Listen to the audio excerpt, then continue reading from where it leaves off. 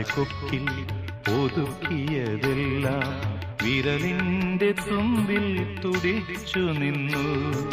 പറയാതെ കൊക്കിൽ ഒതുക്കിയതെല്ലാം വിരലിന്റെ തുമ്പിൽ തുടിച്ചു നിന്നു.